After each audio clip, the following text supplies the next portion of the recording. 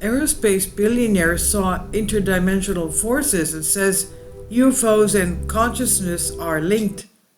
A US billionaire entrepreneur who's working with NASA to create a new expandable spacecraft has said he believes that intelligent aliens are secretly living on Earth. The most common and yet interesting question people asking, are we alone in this universe?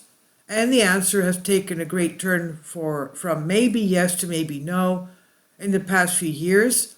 There's a long list of credible personalities who never deny the presence of non-human intelligence life among us.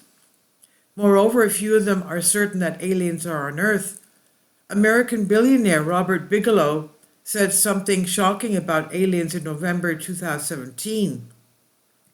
According to Bigelow, famous in the aerospace industry for the manufacture of inflatable modules such as those tested out at the International Space Station, there are extraterrestrial beings living among us. He said that he is absolutely convinced aliens living among us on Earth. During the interview with CBS 60 Minutes reporter Lara Logan, she asked Bigelow if he believes in aliens. He replied, I'm absolutely convinced. That's all there is to it. And he said there has been and is an existing presence, an ET presence. And he continued, I spent millions and millions and millions. I probably spent more as an individual than anybody else in the United States has ever spent on this subject. You don't have to go anywhere to find aliens, and they are here right in front of you. Bigelow had his own close encounters, but declined to go into detail. When award-winning journalist George Knapp asked his comment on this interview, he said, there are different ways to go at this. So one is from a hardware standpoint. The other one is from a presence standpoint, ET presence. And, a lot of people say, well, whether they are, they can be among the population, whether they're hybrids or there's some other kind of really look-alike kind of thing. But so you can look at it in different kinds of ways. And so I know of a really good high-quality researcher who has fantastic academic credentials and background, and he would be predisposed to the latter, saying that yes, they could be among us, but he's probably on the more extreme. He's definitely on the more extreme. Others would say, well, we're safe in saying that there's hardware, but so that's among us, the hardware kind of context.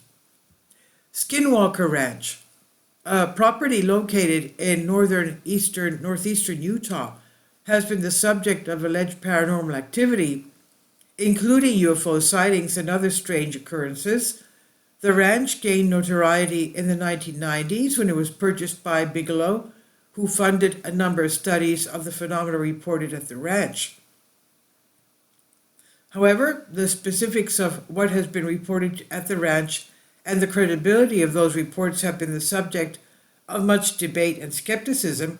Some people believe that the ranch is a hotspot for extraterrestrial activity, while others believe that the reports of strange occurrences at the ranch are the results of hoaxes or misidentifications of natural phenomena. And the following his interview with Bigelow, Knapp then asked if the entities at Skinwalker Ranch would be investigated through the Bigelow Institute or Consciousness Studies, which he founded in 2020 after his wife passed away. Besides, he wondered that if they are among us, can they also be considered alien? Bigelow said, well, if you follow the literature and pay attention to a lot of other kinds of sources, they absolutely are. And further, Bigelow shared his personal experiences and losses that prompted his interest in life after death, as well as UFOs. He talked about possible links between consciousness research and UFOs. He also talked about the risk of trying to establish communication with the unknown. He said, that's been mainly what I've been doing except for Skinwalker Ranch thing for 20 years, as the space world has been huge in my life to pursue the legitimate parochial kind of using fire engine rockets to get you there. We didn't expect anything like this to happen, and so there is this difference. This is the Holy Grail, and it's different than the second Holy Grail. If the second one is beings, E.T., Then the first one is there any part of your consciousness that survives your bodily death? That's a big deal, and that's a huge story. It's gigantic. Of course our soul survives after death.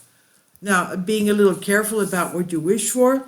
So on the face of it, communication sounds great.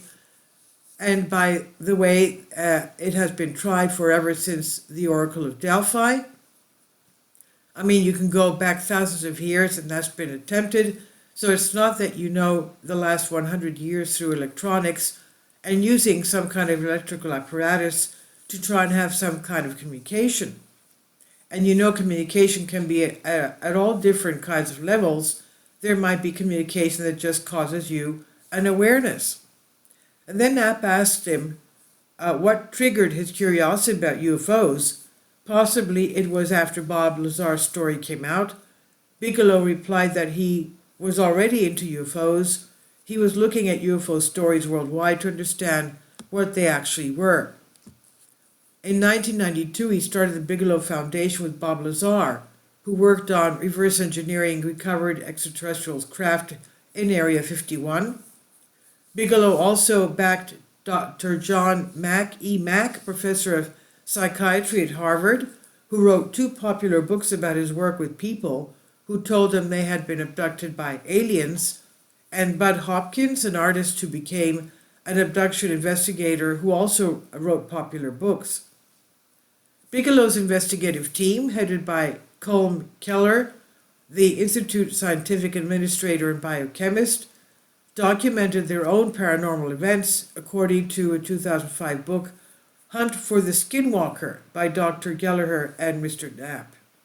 And Bigelow said that he saw interdimensional forces at play through portals at certain paranormal hotspots like Skinwalker Ranch. But he also said he had frequently visited the ranch without experiencing the kind of chilling events others reported, as if some intelligence were selecting the people to act upon. He said, I slept like a log every night, and no human was physically harmed, but he said that he and other visitors often carried strange things home, like a sulfurous stink in a certain part of the house. His wife felt the presence of a faceless creature pressing down on her side of the bed, she said. Bigelow amassed his fortune through the hotel chain Budget Suites of America and used this money to fund his UFO study. In an interview with the Associated Press, he said that UFOs are under our noses, quote unquote, and wondered why news organizations had not extensively covered UFO sightings. In 2008, Bigelow secretly created BAASS, Bigelow Aerospace Advanced Space Studies, to study the UFO mystery and related phenomena. The public did not know that he had signed a contract with the Defense Intelligence Agency, DIA, to do an investigation under the AAWSAP program. His political influence had been strong when it comes to UFO study. He once convinced his friend and then Democrat U.S. Senator Henry Reid to allocate $22 million to the Advanced Aerospace Threat Identification Program, which investigated UFO reports from 2007 to 2012. The majority of the funds were sent to Bigelow's company to investigate, and the allocation was not made public until 2017 New York Times investigation. The Pentagon stated that the program was terminated in 2012, although Reid later stated that he had no remorse about the expenditure. Later, he and his team hired dozens of investigators, scientists, and support staff to work on putting together a huge database of original investigations and UFO files from other countries. The now famous 2004 Tic Tac encounter off the coast of Southern California was one of the cases that BAASS looked into. And this is on Collective Spark by Vicky Vermahausen-Wise. Please leave your comments and thank you for your support. Finally, support my Patreon account. The daily posts are 5 videos daily, and they are totally different from what I have on my YouTube channel. Thank you so much for your support and that you find all my content so interesting. You'll find the Patreon account details in the description box below.